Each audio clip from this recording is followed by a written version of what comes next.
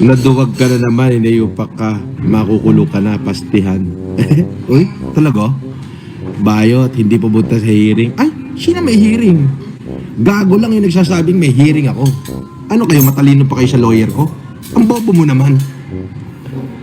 Alam nga naman paniwalaan ko si baka gago ay yung lawyer ko, hindi. Tanga. Hindi mas paniniwalaan ko yung lawyer ko kaysa kung sino-sinong impacto. Suportado ka ng Cavite, Mr. Caliber. Tapos papahiyahin niyo ako, national TV, yung ganito, na kesyo ako daw ay nagmura kay ganito. Merong dahilan po yun kung bakit ako nakapagsalita ng hindi maganda sa Huwag kang umiyak! Tanga ka! Iyak! Wala, meron nung dahilan yun. Wala. Pero ang totoo yan, ang justification lang, ipinahiya niyo ang buong Pilipinas na ganito, grabe. Mas mabigat yung pinasok ko sa'yo, hintay mo warrant mo. Magandang araw po sa inyo, magandang araw. Marami po salamat, Commissioner Ralph at Sir, sa mga tao po dito. Well, guys, hindi ko lang po alam, no? First time ko sorry. Sorry. Sa totoo lang po, itong laban na ito, tulad ng nasabi ko rin, sa harap ng mga mahalagang mga kawani ng gobyerno, ay hindi lang laban ko. Ito ay literal laban ng mga hombre ko, at syempre ng pamilya ko. Pero, ito po, tulad ng sinabi ni Commissioner, kalinisan ay laban ho ng mga OFW, guys. Nakikiusap ho ako. Etong nakikita yung tao na ito, tunay na mandarambong yan, guys. Totoo. Totoong mandarambong yan, kriminal. Sinabi ko na yan sa internet, guys. Ako ay nagpapasalamat kasi finally, may isang tao ng gobyerno na si Commissioner Ralph Calinisan ang tunay na dinilig ako at ang aking mga kahobre. Kasi usually tinatawanan na itong tao na to eh. Even si CICC Yusek Aboy Paraiso, tinulungan niya kami. Kasi literal ho na kami ho ay hirap na hirap kami sa internet, guys. Napuksain ng tao na ito. Kasi mandarampong yan. You know this. Hindi ko na kailangan ulitin sa inyo. Bilang isang YouTuber, guys, yung naging laban namin dito ng fanbase ko, ng mga vloggers na marami rin tumulong sa atin, guys, grabe ho ito. Kaya, maraming salamat again, Commissioner, kasi unang beses ho talaga na may tumugon na gantong kalaking tao ng gobyerno and tuwa-tuwa ang mga tao sa internet. Tingnan nyo ba? Sa ilalas, nung in-interview ko si Commissioner, grabe katuwa-tuwa mga tao kasi hindi mo ito binibigyan ng pansin. Isipin nyo guys, magbibigay ako ng number sa inyo. 40 million to 80 million ang natupang ng tao na to sa mga OFW. Hindi biro yun. Totoo. Testimoniansa ng mga OFW yan. OFW guys, maawa kayo sa mga kababayan natin. Totoo yan. Totoong totoo. Ang dami nang nagpa-interview sa akin at napanood yan ni Yusek Aboy Paraiso at lalong-lalo na ni Commissioner. Alam nila kaya talagang dininig kami. Siyempre, shoutout din kay Asek na kanila ho.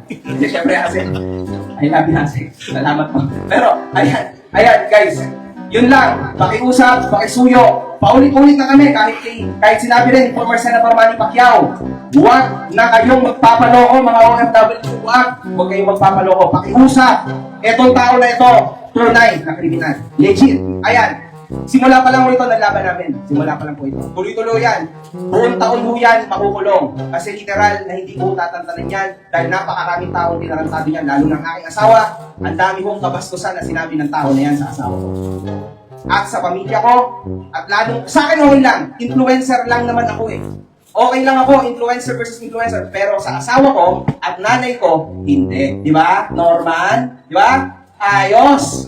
Totoo ang baho mo. Tingnan sa personal. Ang baho mo, hinayupak ka. Hindi mo rin yung warrant mo. Okay, no problem. Haharapin ko yan. Oo, naunahan lang ako eh. Oo, pangit ka kasi. Yan lang pangit Pwede yan. pala yan ang justification ganito Sorry lang po. kay media. Pwede pala yan. Nananawagan din po ako. Ganyan pala yan, ang justification lang, ipinahiya niyo ako sa buong Pilipinas. Nananawagan din po ako sa isang napaka-importanteng tao, kay Senator Manny Pacquiao. Senator Manny, nandito po kami ngayon sa CIDG. Si Norman Mangusin po ay nasa CIDG. Naghanap po ng dalang. Kailangan po yata ng pagkain galing po sa inyo. Senator Manny, yung pong pinto ng CIDG ay bukas po para sa inyo. Kung pupunta po kayo, text na lang po ako. Samahan po kayo para magbigay ng pagkain kay Norman Mangusin. Thank you, sir. Another question from Ms. Karen Guzman by SBN. Hello.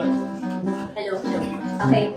Sir, sir, wala na po bang gusto sabihin? Sir, ay last week na rin ako para madepensahan niyo po yung Sir, sige, baka lang sige, para just to be fair po, ano po bang gusto niyong sabihin? Sige, okay na sir. Ako po, lahat mo na binibintang nila. Natapos na ho noong 2020 pa, naging kaso ko na ho lahat yan. At nakakit ho ko dyan. Ngayon ho, yung laban namin ni Makagago, ako ho ang unang nagsampa ng kaso sa kanya. Oo, ako ho unang nagsampa, ako ho unang nawaran. So, ang just fixation lang, kung ipahiya niyo ako sa buong Pilipinas, grabe, para akong pumatay. Yung sinasabi ng marami ko, inis naman, 2020 pa lang, dami nang nagsasabi niya, wala naman nagkatotoo, kahit isa. Tapos papahiyahin niyo ako, national TV, yung ganito, na kay Shoko daw ay nagmura, kay ganito. Merong dahilan ho yun kung bakit ako nakapagsalita ng hindi maganda sa Huwag kang umiyak! Tanga ka! Iyak!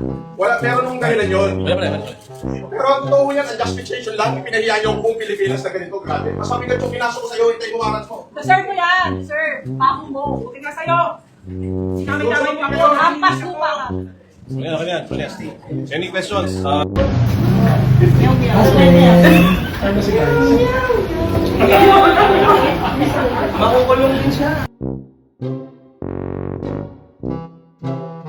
Ako ay ex-convict, convicted criminal at scammer.